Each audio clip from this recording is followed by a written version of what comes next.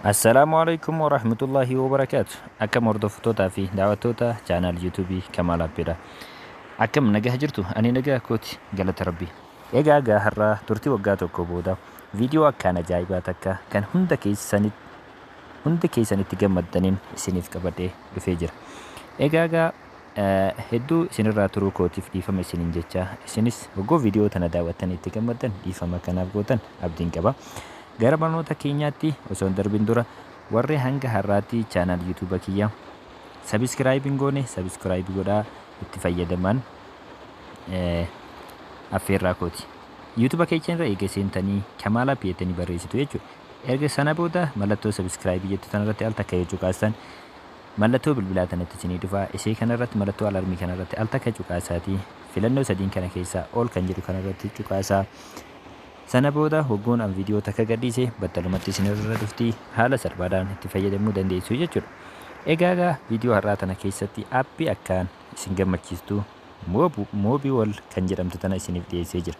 Faayidaan aappii kana maali yoo jettan, akkuma hedduun keessan gara keessaatiin na gaafachaa turtan moobaayil daataa keenya hogguu fayyadamnu birriin itti kenne haaluma salphaadhaan nu jalaa nyaata. Kanaaf fayyadamuu hin dandeenye jettanii na gaafachaa turtan. Anis kanumarraa ka'eetiin warra moobaayil daataa fayyadamtaniif keessaa warra Itoophiyaa jiraattaniif jechuudha. Hoggoo isin bilbila keessan irratti appilikeeshinoota garaagaraa waan fayyadamtaniif hoggoo isin daataa keessan bantan birrii ittiin isinitti guuttan waggasuma isin jalaa dhumuudhaan isin rakkiste har'a booda cinqeen takkas hin jiru jechuudha. Aappii kana fayyadamtanii appilikeeshinoota isin bilbila keessan irraa qabdan hunda kan isin hayyamtaniif malee tokkollee daataa keessan akka isin jalaa hin nyaanne haala salphaadhaan godhachuu dandeessan.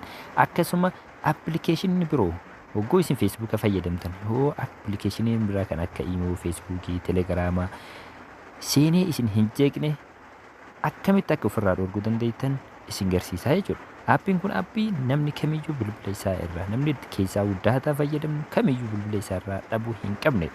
Dhugaan isiniin jedha hedduu takka namatti tola. Ana garuu baay'ee na gammachiisa. Sababni isaa keessaa warri Itoophiyaa jirru hundi keenyaa'u jechuudha.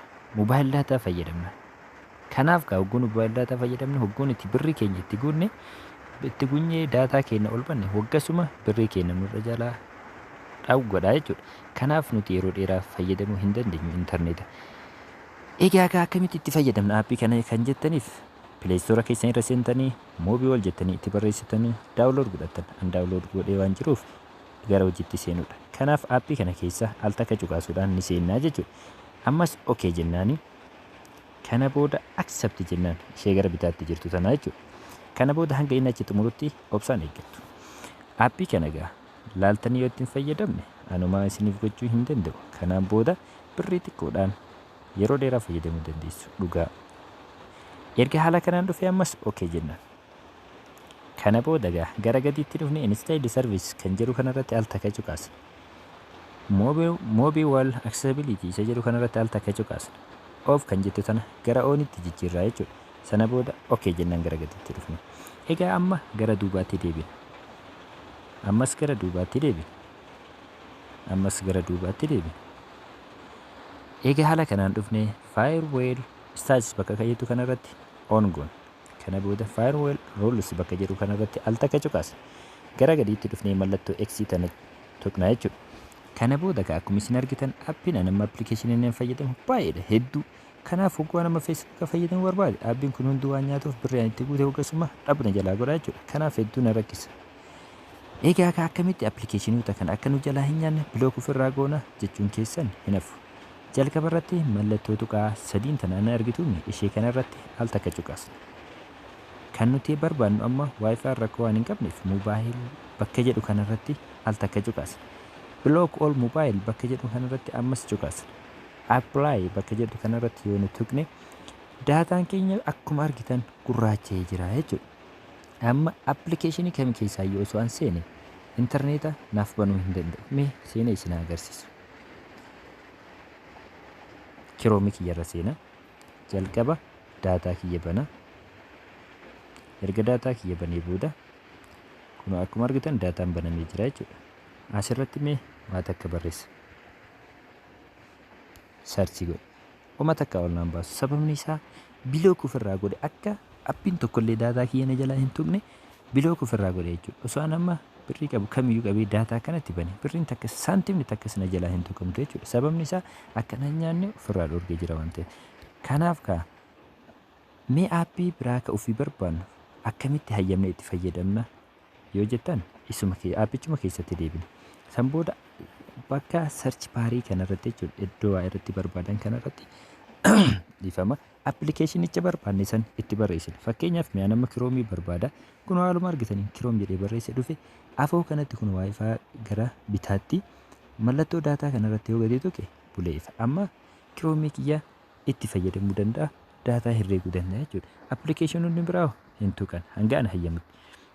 Kan biraallee akkasuma mee Opera akkuma argitan kun dhufee asitti ni cuqaasa daataa irratti jechuudha. Ifee jira. Isaan kan amma daataa kiyya waan bane ni nyaatu haala salphaadhaan itti fayyadama. Appilikeeshinoonni biraa duubaan na jalaa nyaatanii nan dhiphisanii jechuudha. Kanaaf egaa haala kanaan aappii kana itti buufattanii akka itti fayyadamtan abdiin qaba. Aappii kana itti fayyadamtanii birrii xiqqoodhaan yeroo dheeraa fayyadamuu ni dandeessu. Dhugaa jiru raawwattanii ilaaluun waan isinirraa eegamudha. Egaa dhaamsi ani isinirraa qabu ammoo viidiyoo tana namoonni baay'een haala kanaan rakkachaa waan jiraniif keessaa Itoophiyaa keessatti hiriyoota keessaniif sheer godhaa waliin ga'a. Laayik sheer gochuu hin dagatinaa. Egaa kan isin wajji ture Kamaal Habbee yookaan Kamaal Ibraahim hanga viidiyoo biraatiin walitti deebinutti nagaa hannaaf turaan dhaamsa kooti nagaatti.